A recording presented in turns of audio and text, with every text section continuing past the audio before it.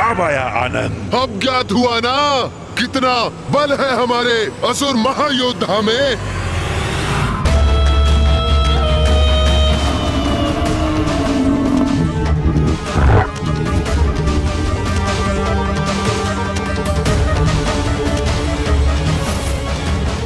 अरे ये देवी कहाँ चली गई?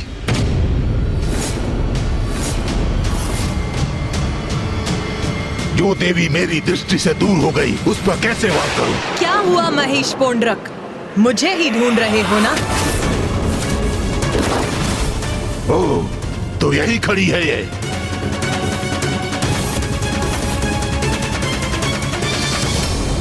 अब तुम्हारा अंत समय भी आ गया है।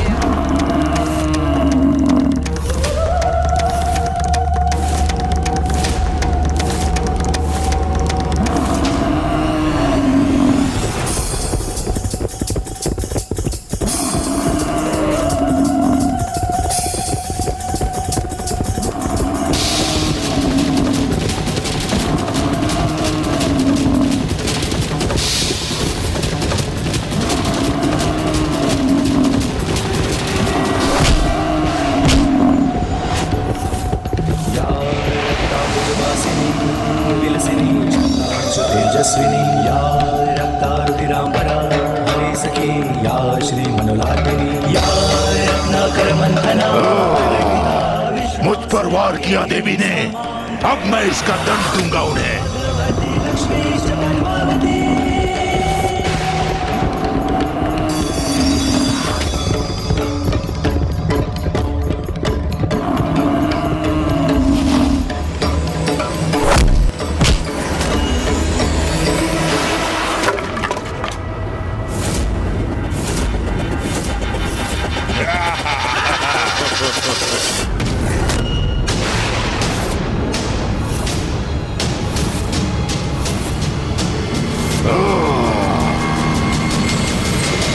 देखा भ्रातामुंड, किस प्रकार महेश पौंद्र ने उस देवी का दंड विलक कर दिया। बस अब इसका अंत भी करना चाहिए महेश पांड्रक को। हाँ, दंड के बिना अब क्या करेंगी देवी? दुष्ट असुर, अब तेरा अंत निश्चित है।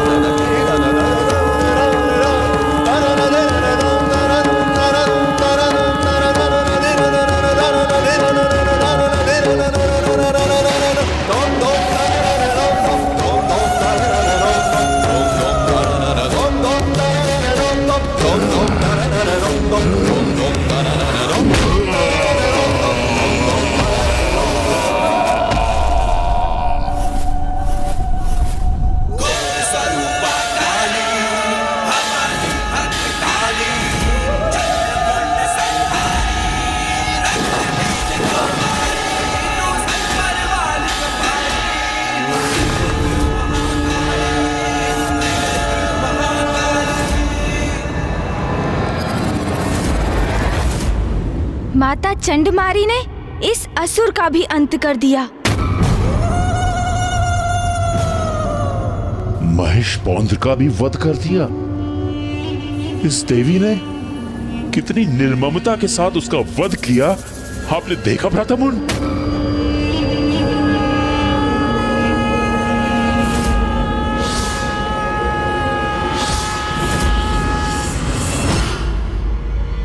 भ्राता, भ्राता, भ्राता, स्वयं को इस आतंक से बाहर निकालो भ्राता चंड।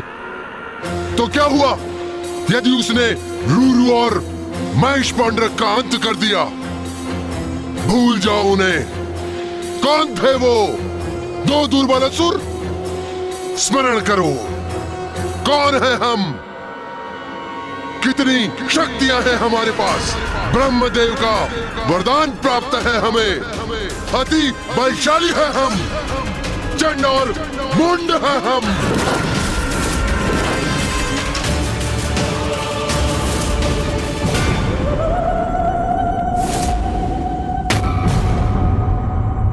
उन दोनों ने हमें उन देवियों के पराक्रम की गाथा क्या सुना दी? हमारा मनोबल टूट गया? नहीं भ्राता, विद्युत शक्तियों के स्वामी हैं हम। कोई पराजित नहीं कर सकता हमें। उचित है भ्राता, सर्वथा उचित है। बहुत हुआ ये हास परिहास। यदि हमने उस काली का वध किया, उस कौशिकी को अपने वश में कर लिया, तो असुरों के समस्त इतिहास में तो हमारा नाम स्वर्णिम अक्षरों से लिखा जाएगा। सोचो भ्राता, जगत जननी के भक्षक होंगे हम, सर्व शक्तिशाली होंगे हम। यदि हमने इसका वध कर दिया, तो उस मिथ्यासुर महानायक को उसके पद से हटाकर पूरे त्रिलोक के स्वामी बन जाएंगे हम।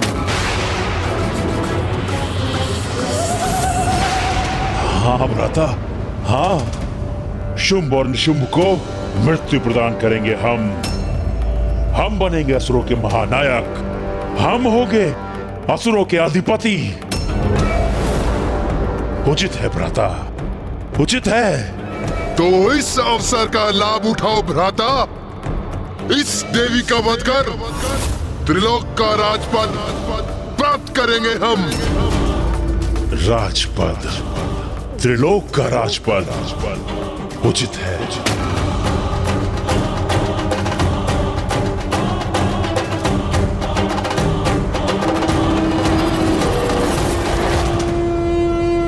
ये तो तुम्हारा सौभाग्य है नारियों कि तुम्हारा अंत हम दोनों महाशक्तिशाली भ्राताओं के हाथ नियत है। इतना सब होने के पश्चात हम तुम्हारा अंत इतनी सहजता से नहीं करेंगे। अपने भयंकर अंत के लिए तैयार हो जाओ तुम सब।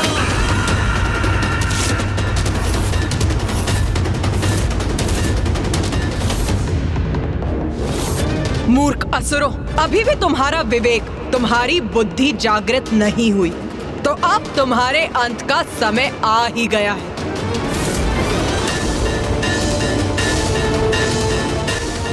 चंड और मुंड शक्तिशाली अवश्य हैं, किंतु माँ काली, माँ चंडमारी और माँ कौशिकी का क्रोध भी अपने चरम पर है। अब जो होगा उचित ही होगा। चिंता मत करो देवी, तुम्हारी मृत्यु अवश्य होगी, किंतु उसमें अधिक समय नहीं लगाएंगे हम, क्योंकि तुम तो हमारे वास्तविक कार्य में एक बाधा मात्र हो, जिसे अपने मार्ग से हटाकर अपने वास्तविक लक्ष्य यानी देवी कौशिकी तक पहुंचकर उसे बंदी बना लेंगे हम।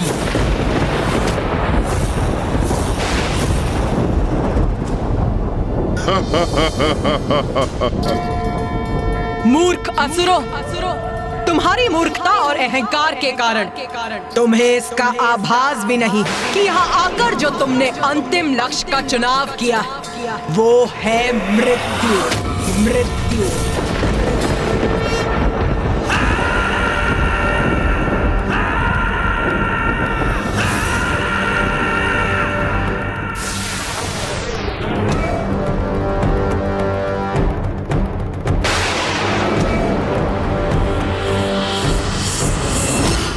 मेरे असुर सैनिकों, इन तुच्छ नारियों ने हमारे समक्ष शीश उठाने का, हमें चुनौती देने का दुस्साहस किया है, जिसका भयंकर दंड इन्हें अवश्य मिलना चाहिए। मुझे ज्ञात है कि तुमने इन्हें रूरू और महेशपंत का वध करते हुए देखा, किंतु मेरा विश्वास करो, तुम्हें इनसे भयभीत होने की कोई आवश्यकता नहीं है। असुर वीरों, रूरू और महेश पांड्रेक पराजित हुए, क्योंकि वे दोनों युद्ध से पूर्व ही अपनी पराजय स्वीकार कर चुके थे। आतंकित थे इस देवी से, और जो योद्धा युद्ध से पूर्व ही अपनी पराजय स्वीकार कर ले, वो अपनी मृत्यु के द्वार स्वयं ही खोल देता है। स्मरण रखो, अति शक्तिशाली योद्धा है हम, शक्तिशाली असुर सेना है हम। निडर होकर युद्ध करो और अंत करो इस देवी का। हाँ, उचित कहते हैं सेनापति चंडमुंड। निडर रहेंगे हम, विजयी होंगे हम, इन नारियों का वध करेंगे हम। असुर शक्ति की, चंडमुंड की, असुर शक्ति की, असुर शक्ति की जय, चंडमुंड की। हमारे असुर वीरों, इतना स्मरण रखना है तुम्हें कि तुम्हारे सामने कोई महायोद्धा नहीं, मात्र ये तुच्छ नारियां हैं। बस इनका ही अंत करना है तुम्हें। जो भी असुरवीर इसमें प्रमुख भूमिका निभाएगा, उसे हमारी ओर से बड़ा पुरस्कार प्राप्त होगा। उचित कह रहे हैं सेनापति मुंड। दुर्बल नारियों से भयभीत होना व्यर्थ है। इनका अंत करेंगे हम, पुरस्कार प्राप्त करेंगे, विजयी होकर लौटेंगे यहाँ से। उत्साहित हो गई है हमारी सेना, अब इन दुष्टाओं का अंत दूर नहीं। कैसे भीरू सेनापति हो तुम दोनों? स्वयं को पीछे रख पुनः अपनी सेना को आगे कर रहे हो तुम। कैसे भीरू सेनापति हो तुम दोनों? हम लोग नीचे कैसे आ गए? उन्हें आगे बढ़ने के लिए प्रेरित कर तुम उन्हें मृत्यु के मुख में ढकेल रहे हो। साहस है तो स्वयं आगे बढ़ो, युद्ध करो मुझसे।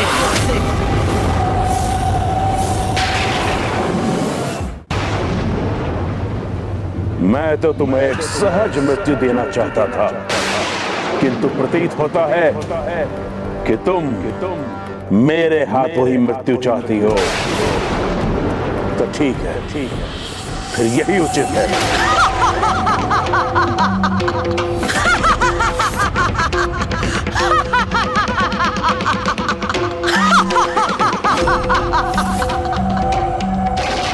तुम अकेले मेरे समक्ष तो वैसे भी नहीं टिक सकते। तो सुनो मूर्ख, मैं तुम्हें एक अवसर और देती हूँ। तुम और तुम्हारे भ्राता दोनों मिलकर मुझ पर वार करो।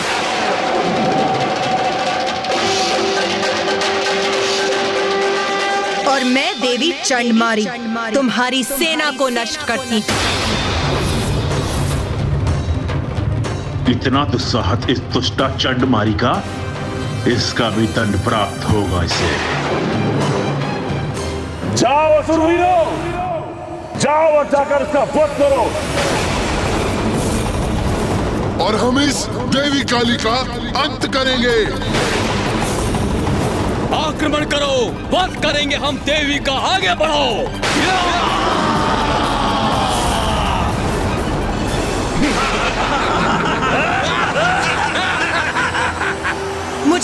अनुमति दीजिए माता।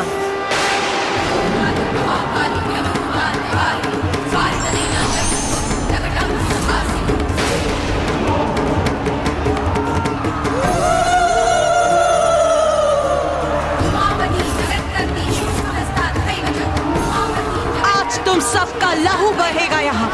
तुम्हारे रक्त से रक्त रंजित होगी ये रणभूमि।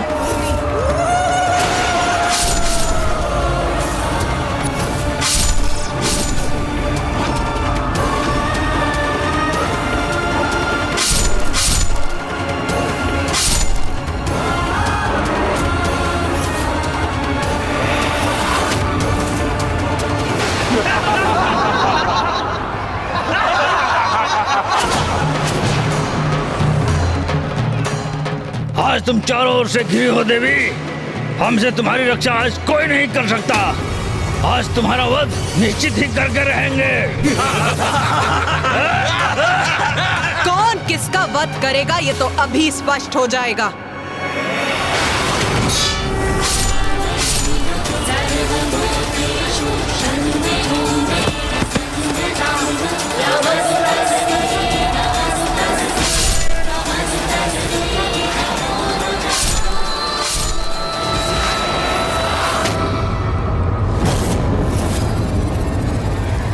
कैसी स्तब्ध खड़ी है ये देवी। लगता है हमसे भयभीत हो गई है।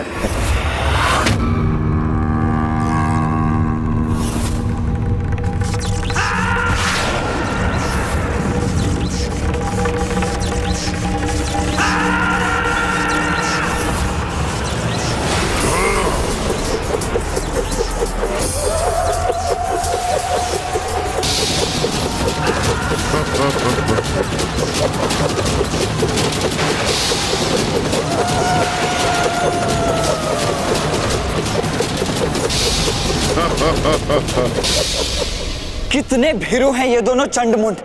तभी तो योद्धा धर्म का उल्लंघन कर मिलकर मां काली पर एक साथ बहुअस्त्रों से वार कर रहे हैं। हाँ भैया, इन भीरुओं ने मात्र बहुअस्त्रों से ही नहीं वरन धूर्तता से भी आक्रमण किया है। ये चक्र मायावी है। एक योद्धा एक चक्र को ही रोक सकता है। जिस क्षण माँ एक चक्र को रोकने का प्रयास करेंगी तो शेष उसी क्षण माँ को आहत कर देंगे।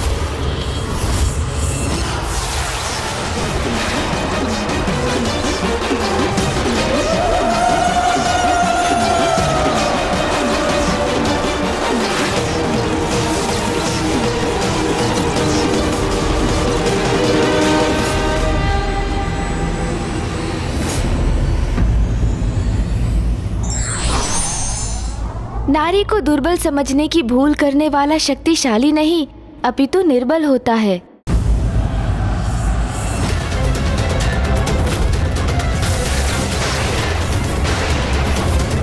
ये कपटी दुष्ट इतना बड़ा दुस्साहस कर रहे हैं।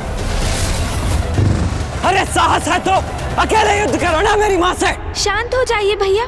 संसार की समस्त शक्ति उन्हीं से उत्पन्न होकर उन्हीं में समाहित होती है, क्योंकि देवी आदि शक्ति है वो, जगत जननी है वो। ये दोनों तो क्या, समस्त असुर सेना भी उन पर आक्रमण कर दे तब भी उन्हें कोई क्षति नहीं पहुंचेगी। पुत्र कार्तिकेय का आवेशित होना तो उचित है। जो न्याय प्रिय है उसके समक्ष कोई अन्यायपूर्ण आचरण करे तो उसका क्रोध अवश्य जागृत होगा, और फिर जब ये दुष्टता उसकी माँ पर केंद्रित हो तब वो स्वयं को कैसे शांत रखे।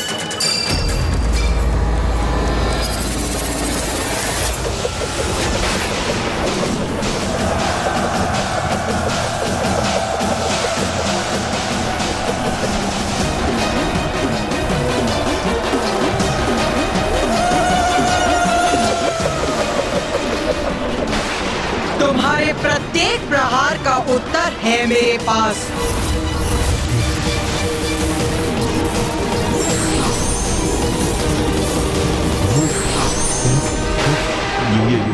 ये क्या भ्रातामुंड, ये तो अभी तक एक ही थी। हाँ भ्राताचंड, किंतु ये अभी 4 हो गई है। चंडमुंड देखो, अपने प्रहार को व्यर्थ जाते देखो और अपने जीवन की क्षणों की उल्टी गणना करना प्रारंभ करो।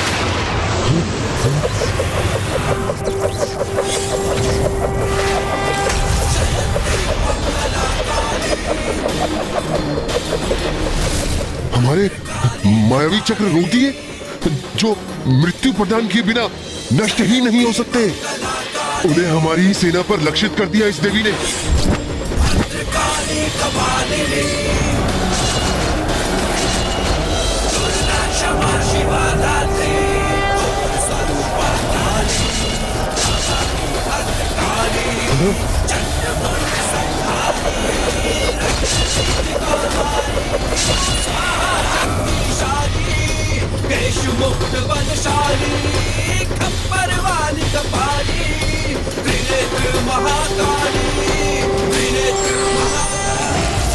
बस इतनी ही शक्ति है तुम दोनों में। यही थे तुम्हारे सबसे शक्तिशाली आयुध शस्त्र। माँ ने सर्वथा उचित किया। इनके चक्रों से ही इनके सारे असुरों का वध कर दिया। असुरों का तो स्वभाव ही ऐसा है भैया। सत्य यदि उनके समक्ष आकर स्वयं कहे कि वो सत्य है, तब भी उस पर विश्वास नहीं करेंगे ये। उसे भी अपनी अहंकार की कालिमा से ढकने का प्रयास करेंगे ये, और जिसका परिणाम सदा इनका विनाश ही होगा। माता ने तो ये प्रहार बड़ी ही सरलता से डाल दी, किंतु मैं निश्चित तभी होगा जब माता इन दोनों भ्राताओं चंड और मुंड का वध करेंगे। भ्राता मुंड? हाँ भ्राता।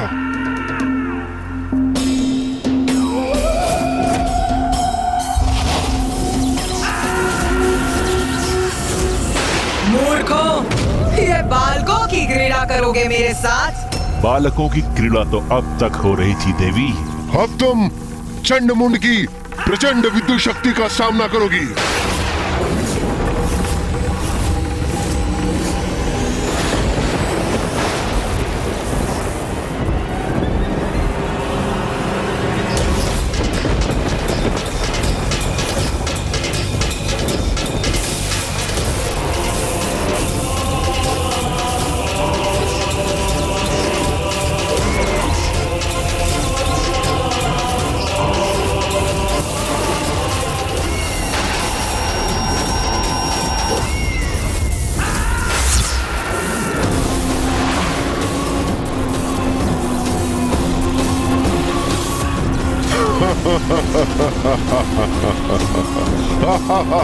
अपना जाल बुनेंगे मेरे चारों ओर। शीघ्र इनका ये भ्रम भी भंग होगा। अभी हमारी वास्तविक शक्ति से परिचित कहाँ हो देवी?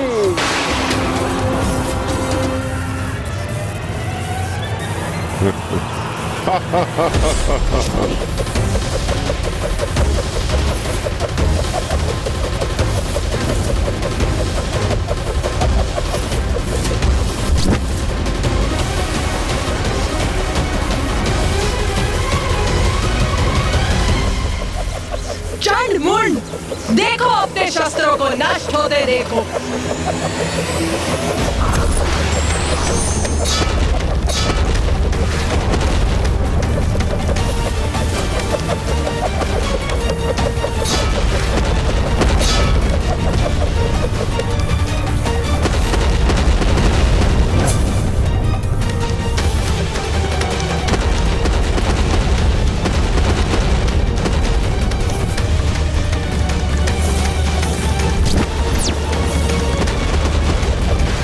गति बढ़ाइए भ्राता मुंड। ठीक है भ्राता।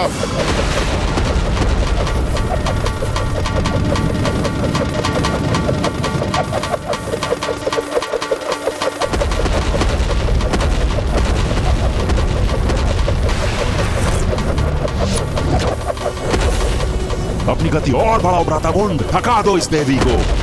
भ्राता चंड, उचित सुझाव है तुम्हारा।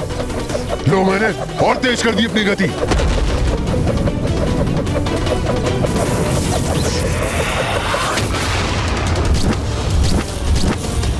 अब तो माँ काली को देखने में भी असमर्थ हूँ। चंड और मुंड बहुत तीव्र गति से उनके चारों ओर घूमकर उन पर खड़ग प्रहार कर रहे हैं, और वो भी उतनी ही तीव्र गति से उनके वो खड़ग नष्ट कर रही हैं। वो मूर्ख चंड और मुंड अभी भी कुछ नहीं समझ पा रहे। वो क्या नहीं समझ पा रहे हैं भैया? यही गणेश कि माँ तो इन दोनों के साथ क्रीड़ा कर रही है, जिसके उपरांत जितनी तीव्रता से माँ का क्रोध जागृत होगा, उतनी ही अधिक दुर्दशा होगी इन दोनों की।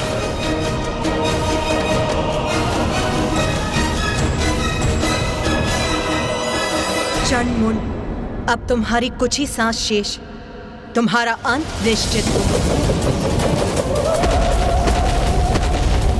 क्या हुआ देवी? हमारे प्रहार संभाल नहीं पा रही हो क्या? अरे वो संभालेगी भी कैसे भ्राताचंड? अकेली नारी इतने प्रचंड प्रहारों का सामना कैसे कर सकती है?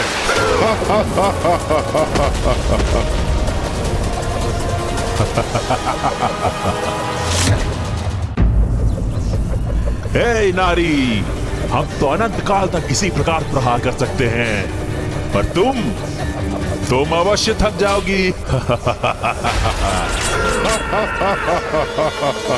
तुम्हारे कोमल कोमल हाथ उठने से मना कर देंगे, तब तुम अपना शीश झुकाने में विवश हो जाओगी। तुम पर अनेकों प्रहार कर तुम्हें छत विछत कर देंगे।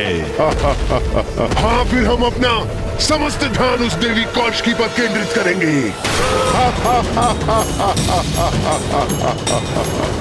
इतने अपमानजनक शब्द मेरे और देवी कौशिकी के प्रति, इन दोनों की दुष्टता चरम पर पहुंचकर मेरे क्रोध में वृद्धि कर रही। किंतु तुम चिंता मत करो, देवी कौशिकी के साथ हम ऐसा भयंकर व्यवहार नहीं करेंगे।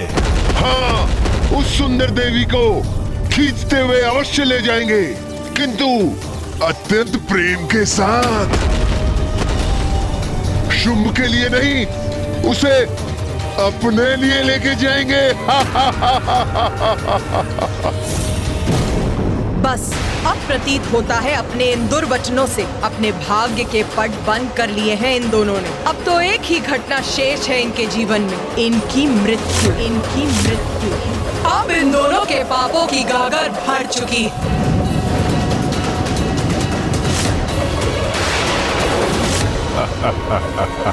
क्या हुआ देवी, हाथ क्यों झुका लिए? क्या अपनी पराजय स्वीकार कर ली क्या? हमारा अंत करोगी, यही कहा था ना तुमने। अब देखो, हम करेंगे तुम्हारा अंत।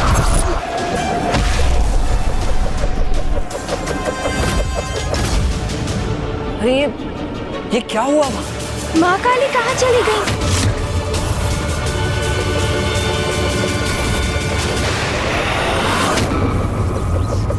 भ्रातामुंड, वहाँ कुछ घटित हुआ है। हाँ भ्राताचंड, वो देवी अब दिखाई नहीं दे रही है। हमें थोड़ा ध्यान से देखना चाहिए। उचित है, लेकिन उसके लिए हमें अपनी गति धीमी करनी पड़ेगी।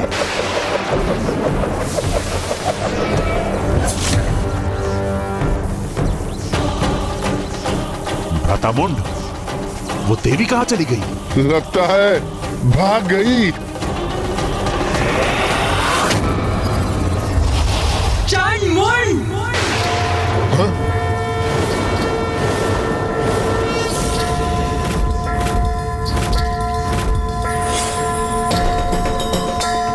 भ्रातामुंड, ये तो यहाँ है। हाँ भ्राताचंड, देख रहा हूँ मैं, ये हमसे भी ऊपर पहुंच गई है।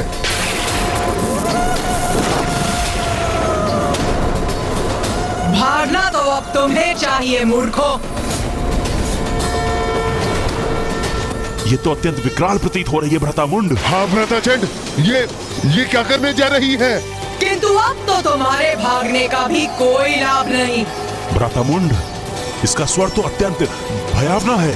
अब हम क्या करें?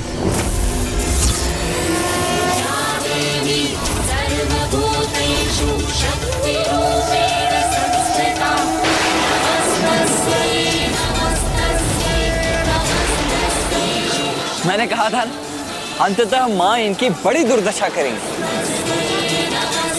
अरे ये क्या कर रही हो तुम देवी? मुक्त करो मुझे। ये तो मुझे उठा क्यों रही हो?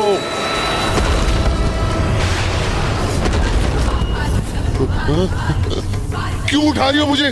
क्या करोगी मेरे साथ? छोड़ो मुझे। मेरा तो मन था कि माँ विद्युत रेखाओं को एक सूत्र में गूंथ दे। चंड और मुंड को एक दूसरे से टकराते देख बहुत आनंद आएगा मुझे।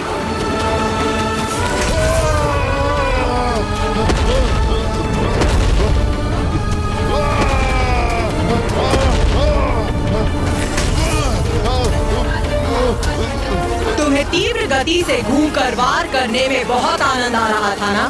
तो लो, अब और गति देती हूँ तुम्हें। अब और तीव्रता से घूमो।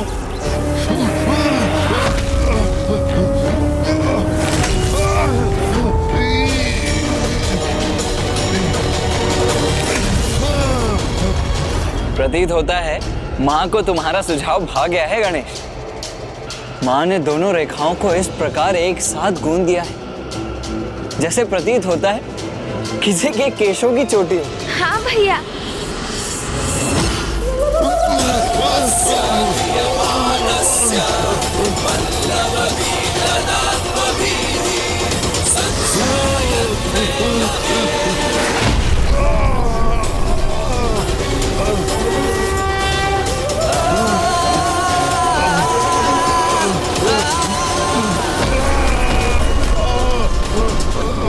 ये इस प्रकार विद्युत से कैसे प्रभावित हो रहे हैं? क्योंकि माता ने इन दोनों को एक साथ जोड़ दिया है, इसलिए चंड सीधे मुख है और मुंड उल्टे मुख।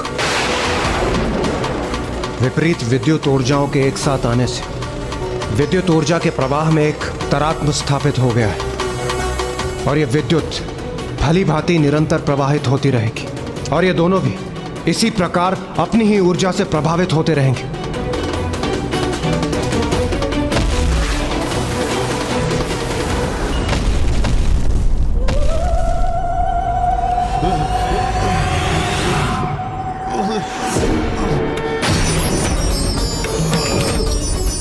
जैसे ही हम उस स्त्री के निकट पहुंचेंगे हम उसे एक अंतिम चेतावनी देंगे जो उसके लिए समर्पण कर हमारी बंदी बन हमारे साथ आने का अंतिम अवसर होगा।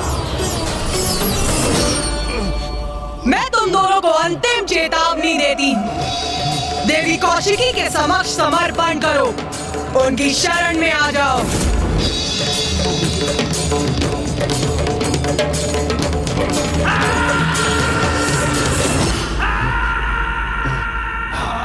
क्षमा मांगे, समर्पण करें, वो भी हम, वो भी एक नारी से। हमसे तो क्षमा अब तुम मांगोगी।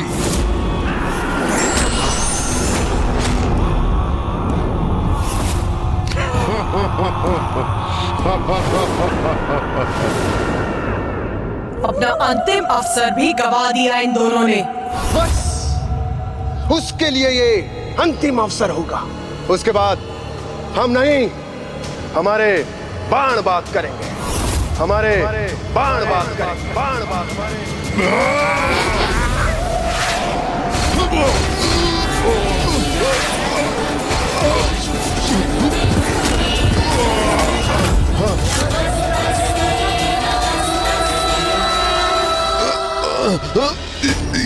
ये क्या कर दिया देवी? हमें अपने ही बाणों से भेद दिया। बहुत पीड़ा हो रही है। उस पर बाणों की ऐसी बौछार करेंगे कि वो उनसे आहत होकर लहूलुहान हो जाएगी। वो चीत्कार करेगी, हमारे बाणों के बंधन से मुक्त होने के लिए समस्त प्रयास करेगी। अपने कोमल कोमल हाथों से अपने बाणों को हटाने का प्रयत्न करेगी। तब मैं और चंड उसे अपने विद्युत पाश फेंक कर बंदी बना लेंगे। अब अपने पाश से बंदी बनाऊंगी तुम्हें।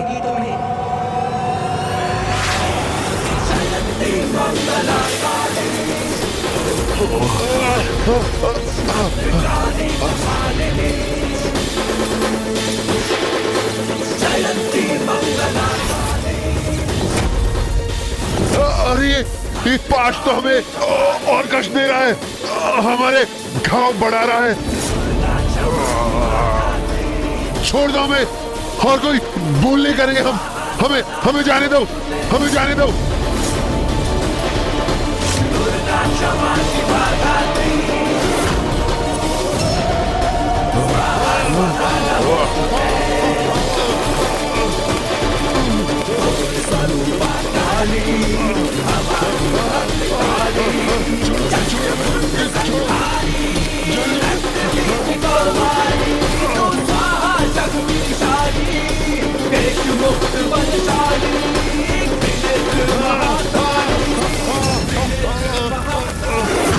भारी बेड़ियों में बंधी अपने पैरों पर हमारे साथ चलकर यहां तक आएगी।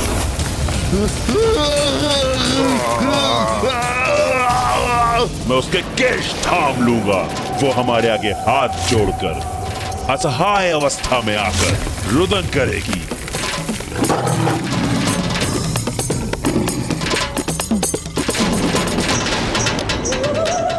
फिर उसे भारी बेड़ियों में बांधकर खींचते हुए आपके समक्ष ले आएंगे।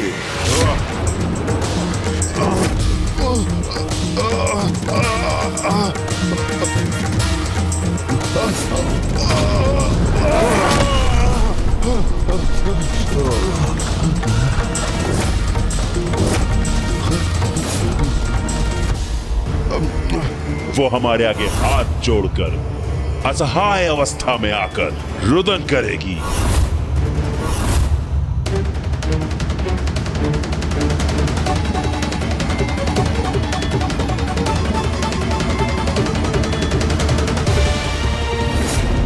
नारी शक्ति को दुत्कारते थे ना तुम, किंतु देखा कैसे एक नारी ने ये दुर्दशा की है तुम्हारी।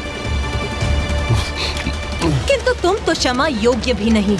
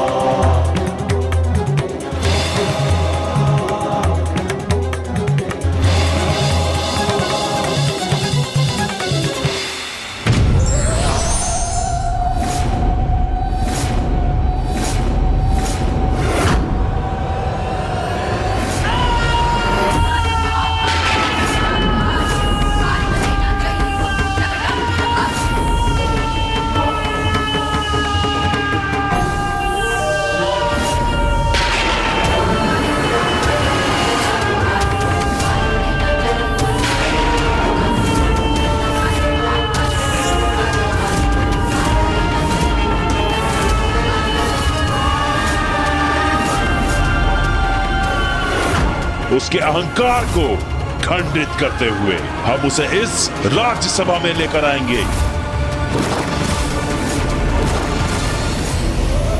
और असुर महानायक शुंभ के चरणों के आगे डाल देंगे। वो फिर अपने दया की भिक्षा मांगेगी। असुर महानायक शुंभ के चरणों में गिर के दया की भिक्षा मांगेगी। असुर महानायक शुंभ के चरणों में गिर के दया की भिक्षा मांगेगी।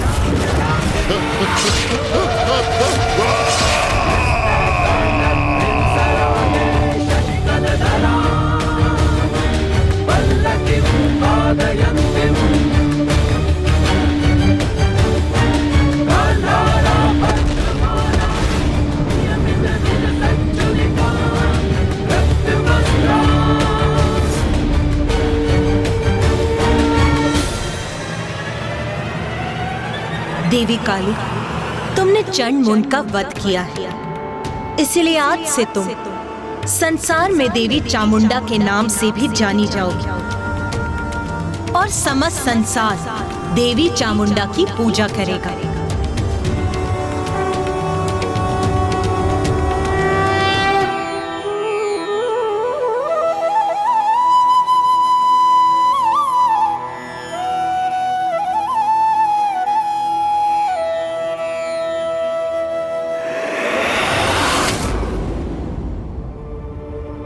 और लूलू, उसने उस असुर देवी ने उसका भी वध कर दिया। महेश पांडरक, उसका भी अंत उसी देवी ने किया। असुर महानायक,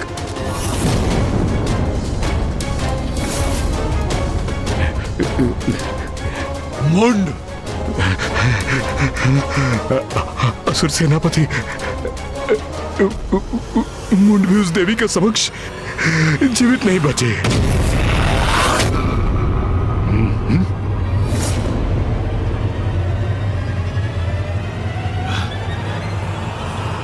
चंड!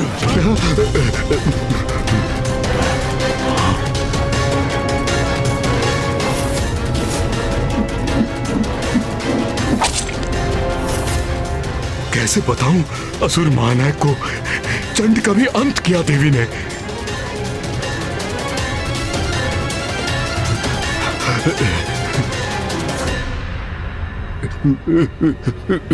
उस देवी ने उस नारी ने उसका भी, उसने चंड का भी वध कर दिया।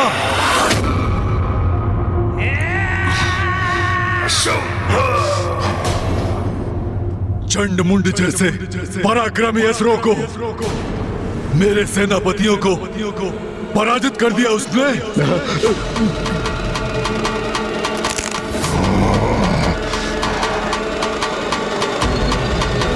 महापराक्रमी असुर चंड मुंड और धूम्रलोचन तीनों को भी अपना सेनापति नियुक्त करता हूं।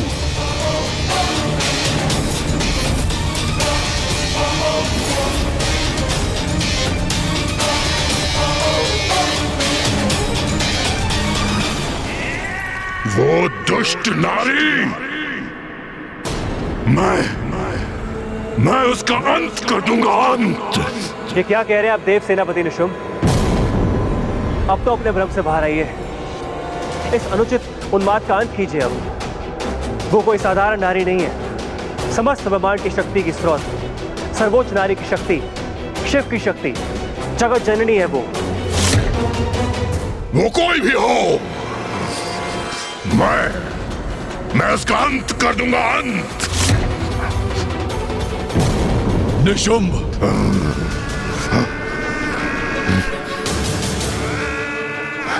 जी भैया। सेनापति रक्तबीज सर्वथा उचित कह रहे हैं। हमें इस सत्य को स्वीकार करना होगा।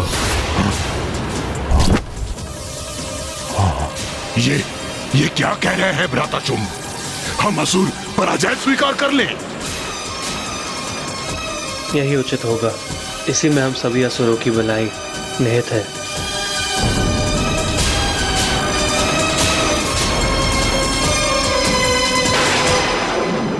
माँ चामुंडा की जय! माँ चामुंडा की जय! माँ चामुंडा की जय!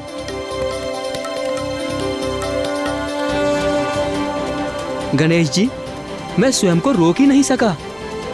मुझे माँ की लीला का प्रत्यक्षदर्शी बनने की इतनी तीव्र इच्छा जो थी, ये तो मेरा सौभाग्य है कि मैं माँ काली के देवी चामुंडा रूप की लीला का साक्षी बना।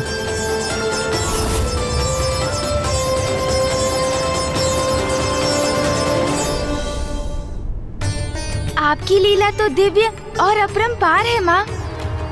आपकी लीला ने ही हमें एक चमत्कारी युद्ध का प्रत्यक्षदर्शी बनाया और आपकी ही लीला के कारण माँ चामुंडा का नाम भी जगत के समक्ष आया।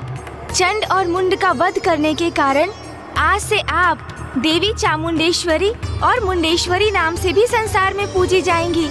आपके मंदिर की स्थापना होगी, जहाँ आपके दर्शन मात्र से आपके भक्तों में शत्रुओं पर विजय प्राप्त करने की शक्ति प्राप्त होगी। प्रणाम माता।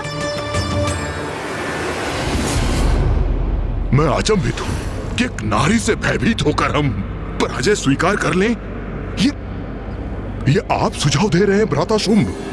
इसमें अचंभित होने को क्या है भ्राता निशुंभ? धूम्रलोचन, रुरु, महेश पौंड्रक ही नहीं किंतु अपराजय महायोद्धा चंडमुंड के साथ हमारी असुर सेना के एक बड़े भाग का अंत हो चुका है और इन सभी का वध किया है उस नारी देवी कौशिकी ने। ये क्या हो गया है भ्राताशुंभ को? क्या वो भी अपना साहस खो बैठे?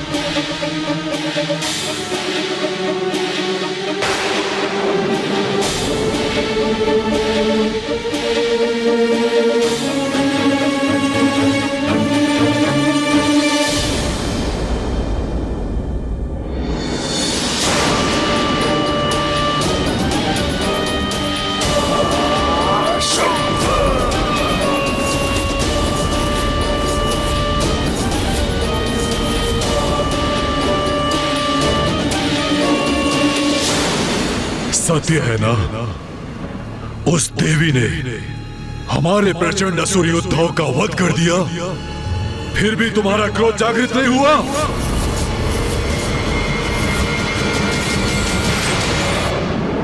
सत्य तुम्हें व्याकुल नहीं करता?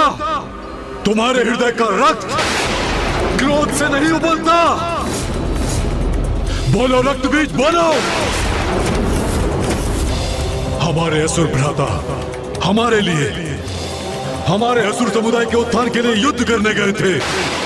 उन पराक्रमी असुर योद्धाओं का निर्मम वध किया उस नारी ने, और तब भी तुम्हारा रक्त प्रतिशोध के लिए गतिशील नहीं होता।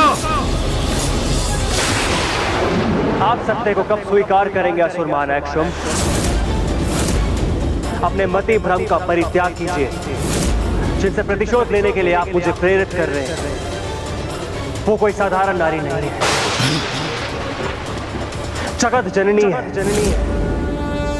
पुनः वही राग अलाप रहा है ये। असुर महानायक शुंभ, उनकी शक्ति को पहचानिए। बस रक्त बीज, बस। धिक्कार है तुम पर, धिक्कार है। जगत जननी, देवी, शक्ति, माता, तुम्हारे मुख से निकले इन शब्दों का श्रवण करते करते थक चुका हूं मैं। मात्र शब्द नहीं है ये असुर महानायक शुंभ, इन्हीं शब्दों में सत्य निहित है। प्रतीत होता है सत्य कुछ और ही है। बताओ मुझे, असुर गुरु शुक्राचार्य द्वारा आयोजित प्रतिस्पर्धा में तुमने क्यों भाग लिया था? बताओ मुझे। स्मरण रहे, अब असुर शक्ति के उदय का समय आ गया है। अब बहुत हुई पराजय, अब जय होगी असुरों की, और आज ही हम इस जय का आरंभ करेंगे। यदि उस स्पर्धा में विजयी होकर तुम असुर महानायक के पद पर प्रतिष्ठित होते तो क्या करते? बताओ रक्तबीज, बताओ। क्या करते ये तो स्पष्ट है। असुर समुदाय के मान को दांव पर लगा देता ये, और इसके अधीन सभी असुर योद्धा उस नारी के भय से अपने अस्त्र को छोड़कर कंगन धारण कर कहीं छिपे बैठे होते। अपना स्वर नीचे रखो रक्तबीज, नीचे। मेरे भ्राता के शब्द छुप गए तुम्हें, तो आज सत्य कह ही दो। बताओ मुझे, तुम्हारी निष्ठा हम असुरों के प्रति है या उस नारी के प्रति? असुर महाराज शुंभ, मुझ पर आक्षेप लगाने के पूर्व तनिक समझने का प्रयास कीजिए। ईश्वर से युद्ध कर हम कभी विजय नहीं हो सकते। ईश्वर, वो नारी, एक कुटिल कपटी मायावी नारी तुम्हारी ईश्वर है, और उसकी शक्ति में तुम्हें इतना विश्वास और उसके प्रति तुम्हारी इतनी श्रद्धा है। रक्तबीज, तुम उससे युद्ध न कर उसकी सुरक्षा सुनिश्चित कर रहे हो। देवी कौशिकी को मेरे संरक्षण की आवश्यकता नहीं है। मैं आपको और असुरों का बचाव करने का प्रयत्न कर रहा हूं, क्योंकि यदि आप निशुंभ, मैं और अन्य असुर शेष ही नहीं रहे तो इस युद्ध का असुरों को क्या लाभ होगा? अपनी जान गंवाकर भी हमें क्या प्राप्त होगा? बस बस रक्तबीज, बस।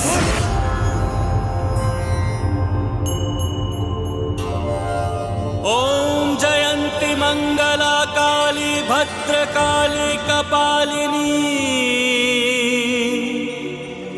दुर्गा क्षमा शिवा धात्री स्वाहा स्वधा नमोस्तुते।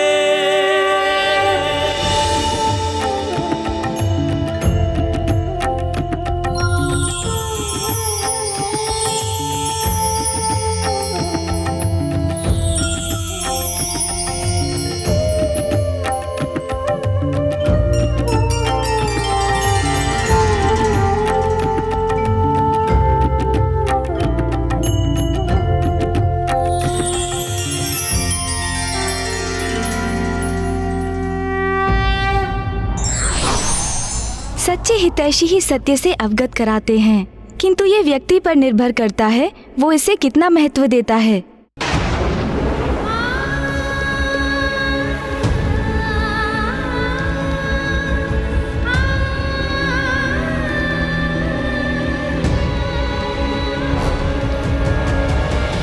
इंद्रदेव, सूर्यदेव, वायुदेव, अग्निदेव, वरुण देव, आप सभी की पत्नियां सुरक्षित हैं, क्योंकि मेरा कवच उन्हें किसी भी अहित से सुरक्षित रखेगा।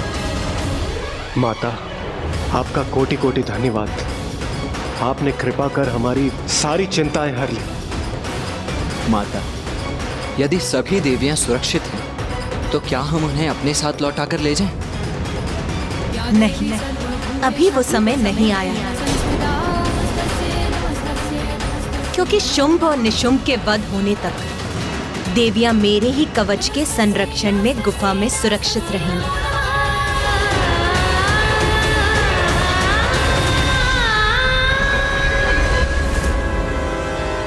देवी कौशिकी को मेरे संरक्षण की आवश्यकता नहीं है। मैं आपका और असुरों के बचाव का प्रयत्न कर रहा हूँ। बस बस जाओ यहाँ से, चले जाओ यहाँ से रक्तबीज। इन्हें समझाने के मेरे सभी प्रयत्न विफल हो गए हैं। अब मेरा यहाँ से निकलने का समय आ गया है। जिस दिवस में असुर महानायक के पद पर स्थापित हुआ था, मैंने समस्त असुर समुदाय को साक्षी मानकर एक प्रण लिया था कि असुर शक्ति को आधार बनाकर संपूर्ण त्रिलोक में अपने असुरों की प्रभु सत्ता स्थापित करूंगा।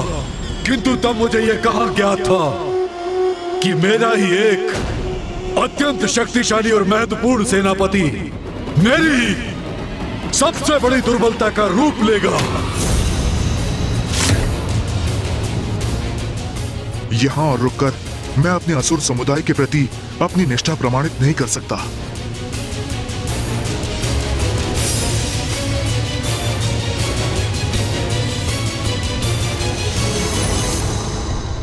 जाओ रक्तबीज, जाओ, भाग जाओ यहाँ से, क्योंकि तुम्हारा आज ये पलायन असुरों के साथ महाद्रोह है, किंतु ये तुम्हारा स्वभाव ही है। महान असुर सम्राट महिषासुर ने तुम्हें मंत्री बनाया, और जब उनका विकट समय आया तुम उन्हें अकेला छोड़कर भाग गए। जो तुमने पूर्व में किया वही तुम आज भी कर रहे हो। रक्तबीज, तुम पर धिक्कार है। मुझे तो प्रतीत होता है कि तुम असुर ही नहीं हो। अवश्य तुम्हारी मां ने भी असुरों के साथ द्रोह किया होगा और अपने चरित्र को देवताओं के साथ कलंकित किया होगा, और तुम उस कलंक का परिणाम हो रक्तबीज।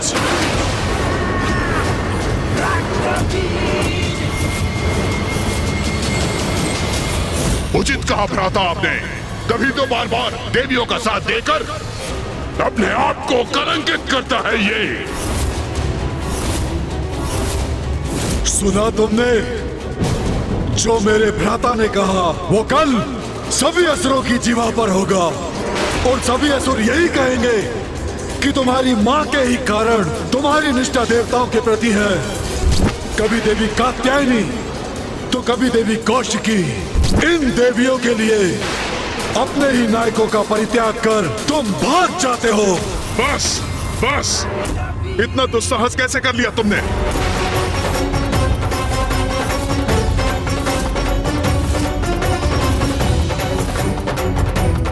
सभी सीमाएं लांघ गए हो तुम। मेरी मां के प्रति अपशब्द कहा तुमने। तुम्हें इसका दंड मिलेगा। अपने हाथों से तुम्हारा वध करूंगा मैं।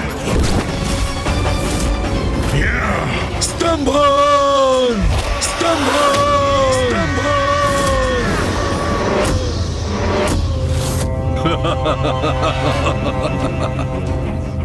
एक साधारण नारी से युद्ध करने में तुम्हारे प्राण सूख रहे हैं, और मुझ जैसे असुर महानायक शुंभ से युद्ध करने के लिए तुम तत्पर हो। यह कैसा परिहास है?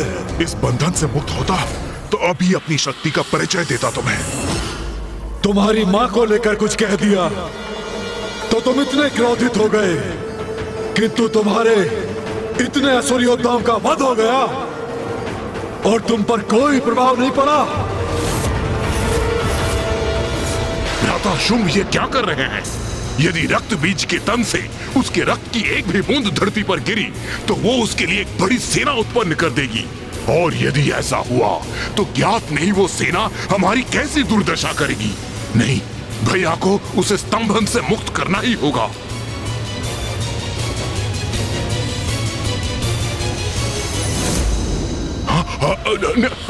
रुके भैया, उसे स्तंभन से मुक्त कीजिए। ये युद्ध नहीं करना चाहता है तो इसे जाने दीजिए। क्यों अपनी शक्ति को व्यर्थ कर रहे हैं इस पर? उचित है निशुंभ, उचित है। मेरे स्तंभन से मुक्त हो जाओ।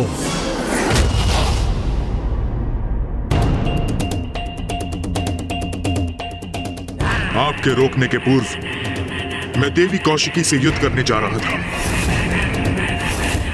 जिससे भविष्य में कोई भी मेरी मां के नाम को कलंकित करने का दुस्साहस न करे। एक निष्ठावान मंत्री होने के नाते मैंने महाराज महिषासुर को चेतावनी दी थी, और आज फिर आपको भी चेतावनी दे चुका हूं, जिसे समझने के लिए तैयार नहीं है आप। जो दुर्दशा धूम्रलोचन और चंडमुंड की हुई है, आज वही मेरी भी होगी, और उसका समस्त दोष आपका होगा। आपका अहंकार ही हमारे विनाश का कारण बनेगा। मैं अपने महानायक के प्रति अपने उत्तरदायित्व से भली भांति परिचित हूं, इसलिए मैं देवी कौशिकी से युद्ध करूंगा। किंतु आज असुर महानायक ने मुझे मेरा स्थान दिखा दिया है। मेरी मां का अपमान कर बता दिया है मुझे कि उनकी दृष्टि में मेरा स्थान कितना निम्न है। जय हो, असुर महानायक की जय हो।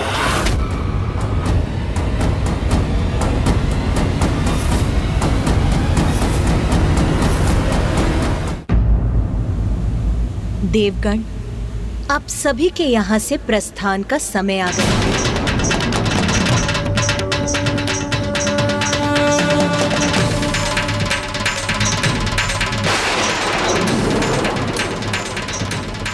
विंध्याचल पर्वत, वहीं स्थित है देवी कौशिकी।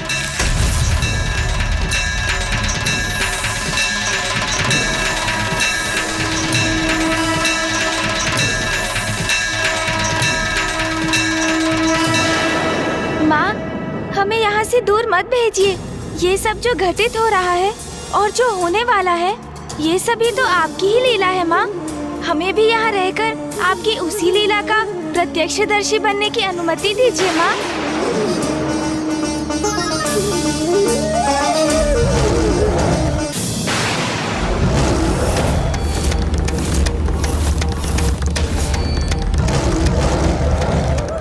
कौन है जो अपने काल से साक्षात्कार करने यहाँ आ रहा है?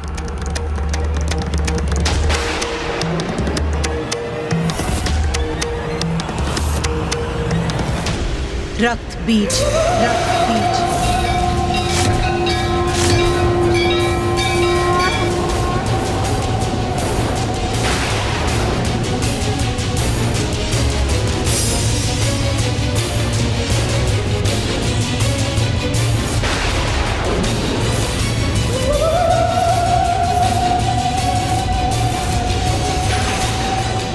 जो भी है ये रक्त बीज, उसे माता तक कदापि नहीं पहुंचने दूंगी मैं।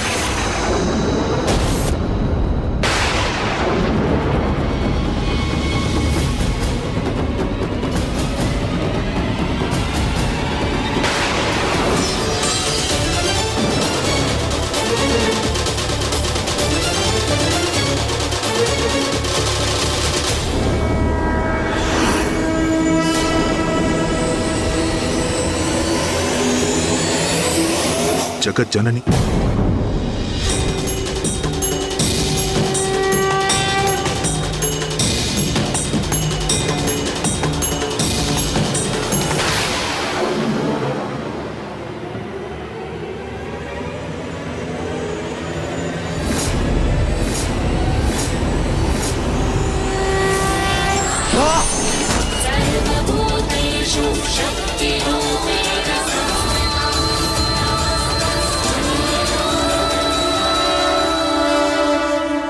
मुझे ज्ञात है देवी, आप जगत जननी हैं। पूर्व में आप देवी कात्यायनी का रूप धारण कर प्रकट हुई थी और आप देवी कौशिकी के रूप में मेरे समक्ष हैं। रक्त बीज, मुझे ज्ञात है अपने भीतर उमड़े अंतर्द्वंद के किस बवंडर से जूझ रहे हो तुम।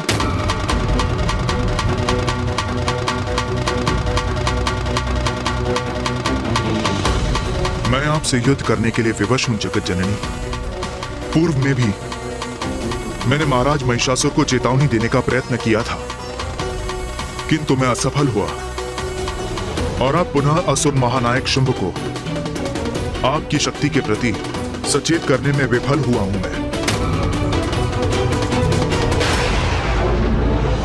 तब भी और अब भी जो उचित था वही करने का प्रयास किया मैंने, किंतु मेरा प्रयास व्यर्थ हुआ। मेरे अपने मुझे द्रोही कहकर दुत्कारने लगे, मेरी मां पे आक्षेप लगाकर उनका अपमान कर रहे हैं। मैं उस कलंक से मुक्ति पाने के लिए असुर महानायक शुंभ के सेनापति के रूप में आपसे युद्ध करने के लिए यहां प्रस्तुत हुआ हूं।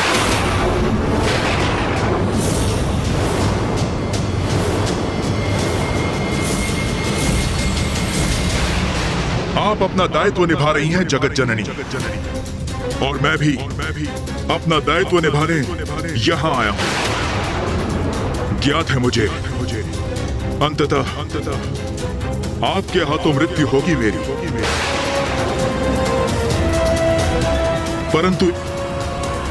परंतु एक क्षीण सी संभावना मेरे जीवित रहने की भी अवश्य है।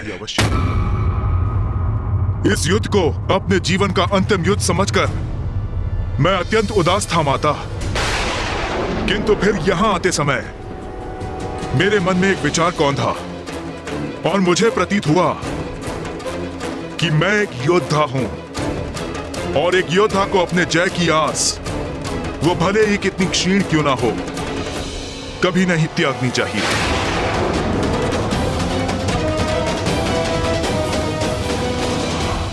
और ये उचित भी है। आप जगत जननी हैं, देवी शक्ति हैं, तो मैं बुराई का साथ देने पर भी हूं तो आपका ही अंश, अर्थात आप मुझ में उपस्थित हैं और मैं आप में। इसलिए हम दोनों भिन्न होते हुए भी एक ही हैं और हमारी शक्ति का स्रोत भी एक ही है। जब शक्ति एक है तो फिर इस युद्ध में जहां आपकी शक्ति सफल हो सकती है तो मेरी क्यों नहीं।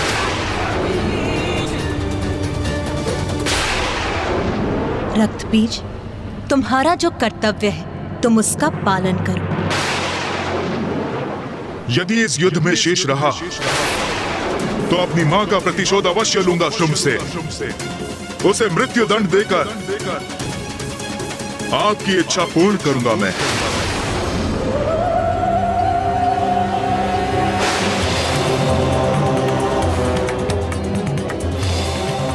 मैं आपसे युद्ध करने के लिए प्रस्तुत हूं माता।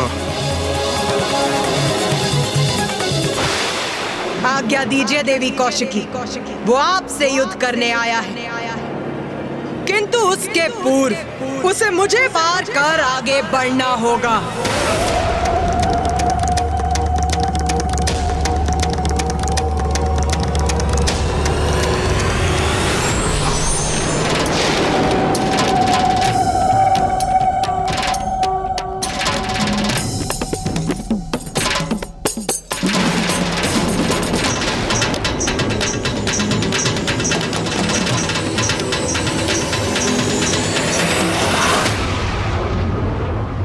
युद्ध करने आए हो ना यहाँ, तो उठाओ अपने अस्त्र शस्त्र, युद्ध करो मुझसे। मैं आपसे नहीं, देवी कौशिकी से युद्ध करने आया हूं। देवी कौशिकी तक पहुंचने के लिए सर्वप्रथम तुम्हें मुझसे आगे बढ़ना होगा, जो मैं कदापि होने नहीं दूंगी। देवगणों, भैया, मैं समझ नहीं पा रहा हूँ कि ये दुष्ट इतना संयमित क्यों है। युद्ध क्यों नहीं कर रहा ये रक्तबीज? युद्ध तो मैं मात्र देवी कौशिकी से ही करूंगा। आप जाएं और उन्हें युद्ध के लिए मेरे समक्ष प्रस्तुत करें। मुझे आदेश देने का प्रयास कर रहे हो तुम? इतना दुस्साहस!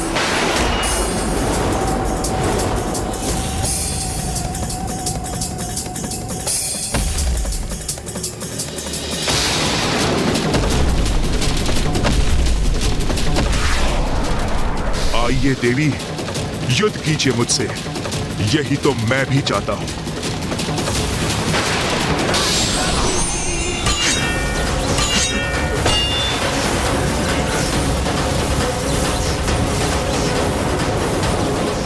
अपने अंत के लिए तैयार हो जाओ रक्तबीज। इतना सरल नहीं है मेरा अंत।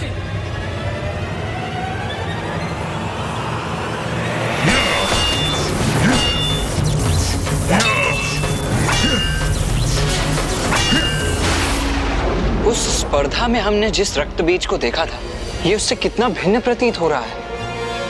इसमें आए इस परिवर्तन का क्या कारण हो सकता है? हाँ भैया, उसी का विचार तो मैं भी कर रहा हूँ। अभी तक माता पर एक वार तक नहीं किया है इस असुर ने। बस अपना बचाव। भैया, कोई तो बात है जो हम भूल रहे हैं।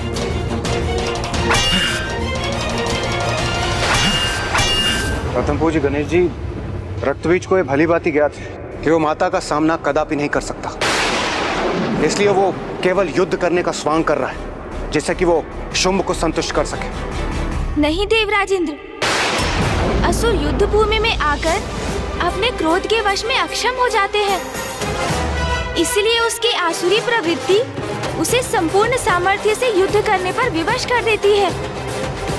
किंतु ये तो इतना शांत है, इसके पीछे अवश्य कोई अन्य रहस्य है।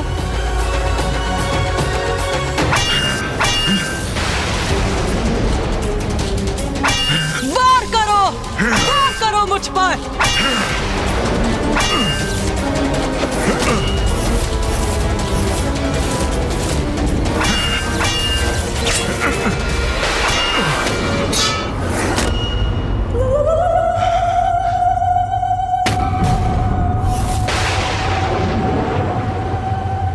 निशस्त्र योद्धा पर वार नहीं करती मैं।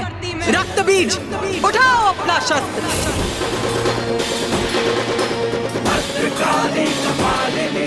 सुना नहीं? अपना शस्त्र उठाकर प्रस्तुत हो युद्ध में। उठाओ, वार करो मुझ पर।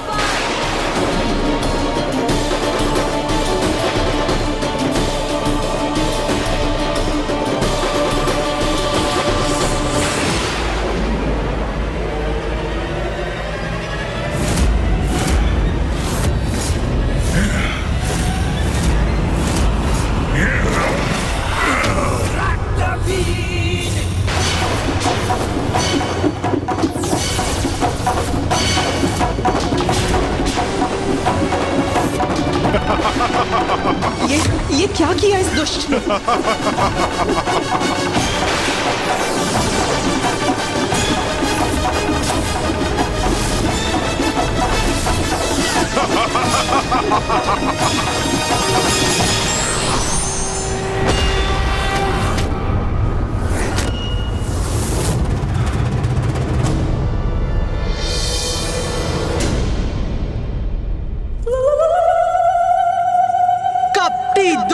तूने छल से देवी कौशिकी पर वार करने का दुस्साहस कैसे किया?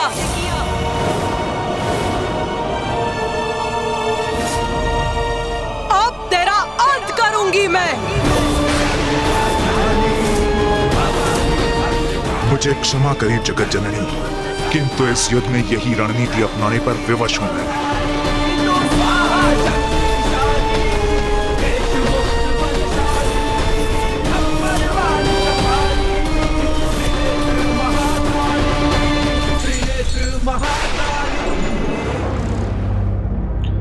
क्या हुआ भ्राता निशुंभ, इतने अधीर क्यों हो?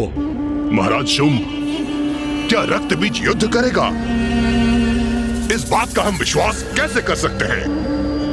देवी देवी कह के गुणगान गाने वाला वो द्रोही कदाचित अभी उस देवी के चरणों में गिरकर भजन गा रहा होगा। ऐसा कुछ नहीं होगा भ्राता निशुंभ। ऐसा कुछ नहीं होगा। ऐसा नहीं होगा ये आप किस विश्वास पे कह रहे हैं? क्योंकि रक्त बीज के स्वभाव से भली भांति परिचित हूं। वो हमारे समान निर्लज्ज नहीं है। उसकी मां का अपमान कर हमने उसकी भावनाओं को ठेस पहुंचाई है, और वो मूर्ख अपनी मां के सम्मान के लिए अवश्य युद्ध करेगा, अवश्य करेगा। कहीं वो धूम्रलोचन, रूरू, महेश पौंड्रक और चंडमुंड के समान उसकी मृत्यु हो गई तो? कैसे होगी उसकी मृत्यु, जिसके रक्त के प्रत्येक बूंद से एक और रक्त बीज उत्पन्न होगा। उसका रक्त बहा तो सहस्त्रों रक्त बीज उत्पन्न हो जाएंगे उसके साथ युद्ध करने के लिए। इसलिए उसका अंत असंभव है। रक्त बीज पर प्रहार ही उसे और शक्ति प्रदान करेगा, उसे असुरों के शत्रुओं का अंत करने में सक्षम बनाएगा। समझे भ्राता निशुंभ? कुछ ही समय में रक्त बीज लौटकर अपने विजय की गाथा सुनाएगा।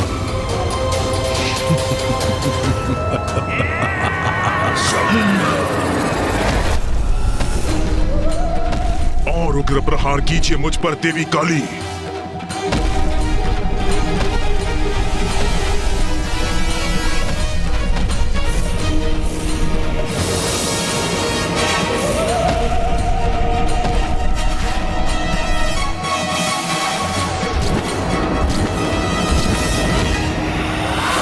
देवी कौशिकी पर छल युक्त प्रहार करने का उचित दंड प्राप्त होगा तुझे रक्त बीज। रक्त बीज? भैया, ये तो सर्वनाश होने जा रहा है। गणेश, क्या हुआ? तुम इस प्रकार इस असुर का नाम क्यों ले रहे हो? भैया, ये रक्त बीज तो वही असुर है जिसके रक्त से अनेकों असुर प्रकट होते हैं।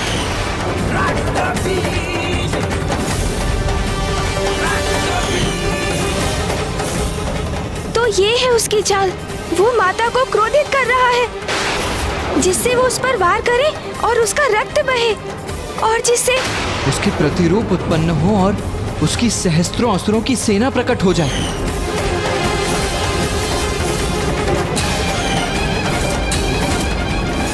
नहीं माता, रुक जाइए, इस पर प्रहार मत कीजिए।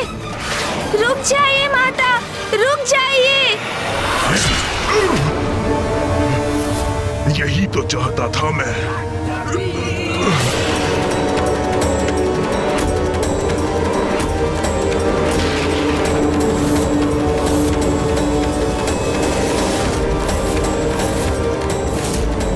देवी काली, ये कैसा अनर्थ हो गया आपसे?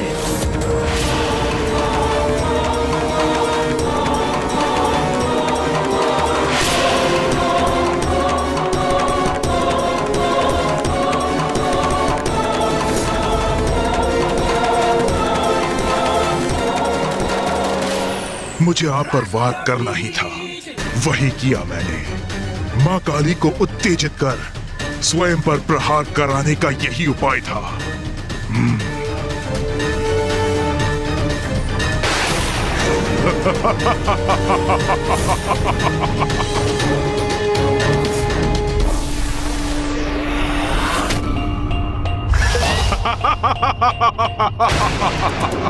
ये है रक्त बीज की शक्ति माता। ये कैसा आभास हो रहा है मुझे?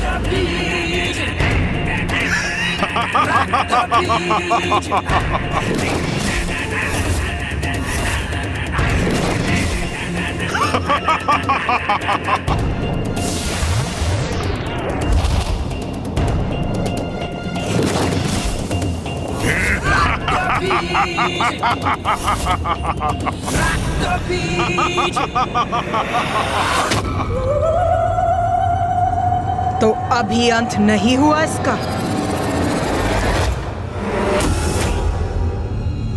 माँ को घेर लिया है रक्त बीज के उन प्रतिरूपों ने।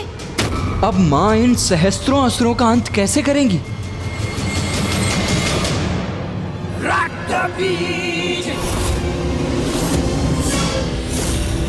देखा देवी, मेरा वध कोई नहीं कर सकता।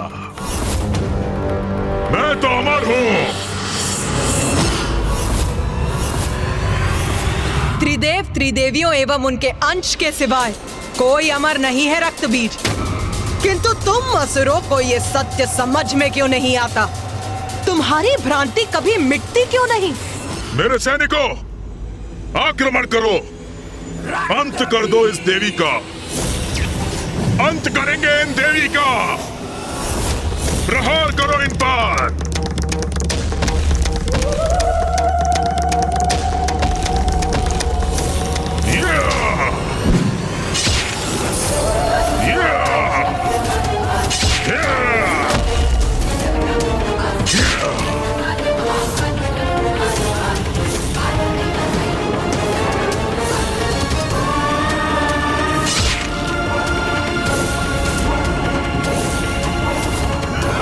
कितनी भी संख्या में प्रस्तुत क्यों ना हो जाओ, किंतु मैं तुम सभी का वध करूंगी।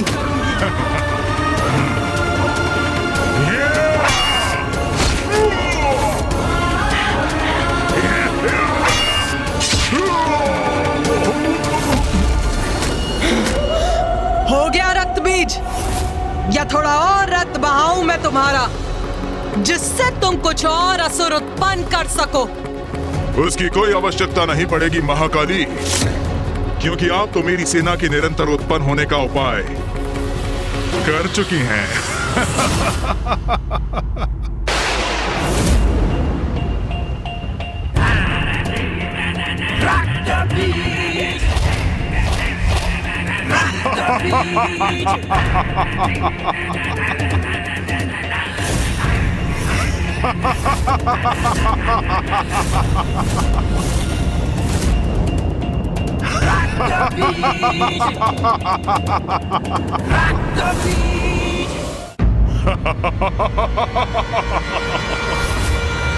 ये असुर तो निरंतर उत्पन्न होते रहेंगे, इनका तो कभी अंत ही नहीं होगा। हाँ गणेश, तुम उचित कह रहे हो गणेश।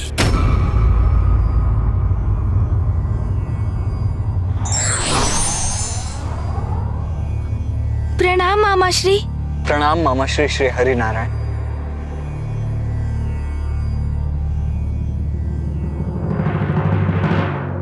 रक्त बीज और उसके असुरों का जितना रक्त बहेगा, उनके रक्त से उतने ही असुर उत्पन्न होंगे। किंतु मामाश्री, इन असुरों की उत्पत्ति और मरण के इस चक्र का अंत करने का कोई तो उपाय होगा।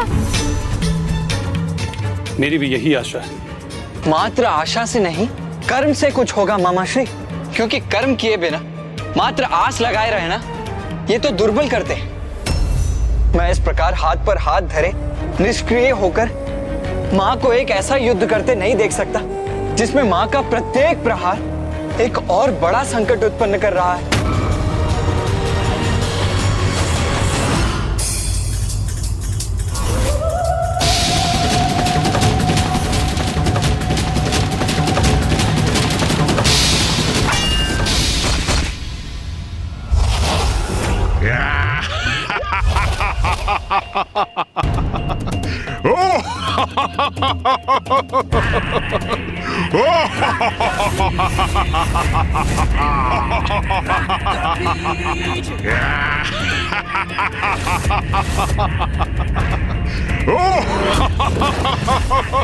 माता, मुझे इन असुरों से युद्ध करने की अनुमति दीजिए। आगे बढ़ेंगे, विजयी होंगे, रुकेंगे नहीं हम। आक्रमण!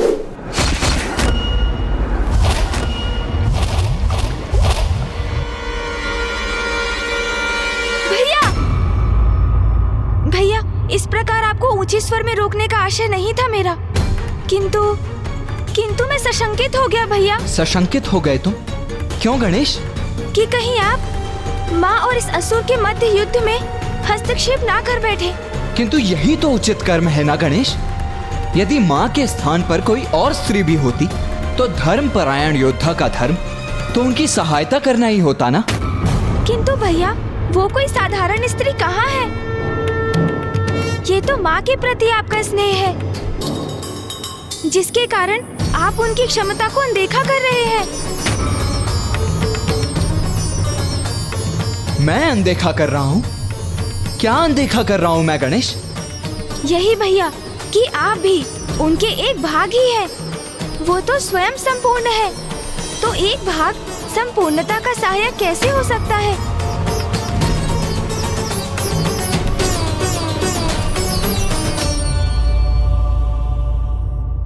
तुम सर्वथा उचित कह रहे हो गणेश। मैं ये कैसे नहीं देख सका? मेरा जन्म तो मां से ही हुआ है। मेरा तन, मन, मेरे रक्त की प्रत्येक बूंद मां की ही तो देन है। इसीलिए मेरी शक्ति पर विश्वास कर मां की सहायता करने का निश्चय कितनी बड़ी भूल थी मेरी। मैं वास्तव में भूल रहा था कि मां की शक्ति तो अथाह अपार है।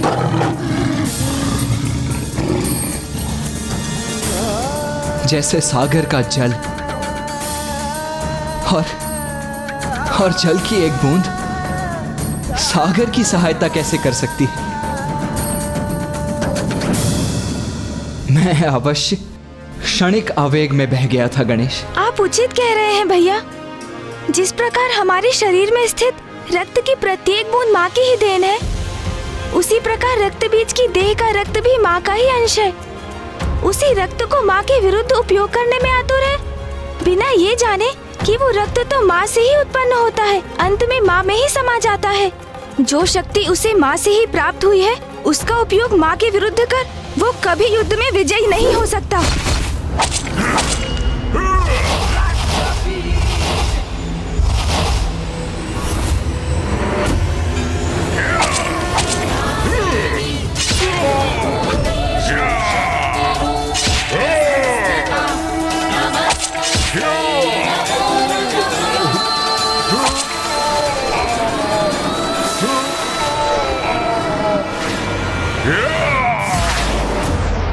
अब ये कैसी ध्वनि है?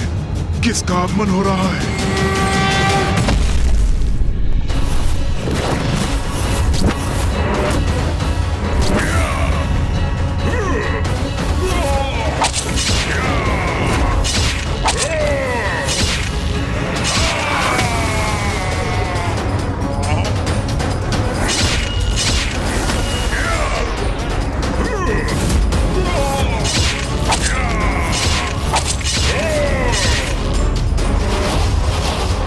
यही तो विशेषता है मेरी।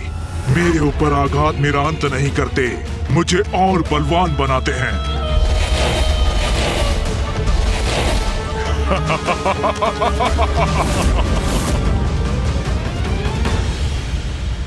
इस प्रकार तो ये असुर निरंतर उत्पन्न होते रहेंगे, इनका कभी अंत ही नहीं होगा। गणेश जी, आप उचित कह रहे हैं। इस प्रकार तो ये युद्ध अनंत काल तक ऐसे ही चलता रहे।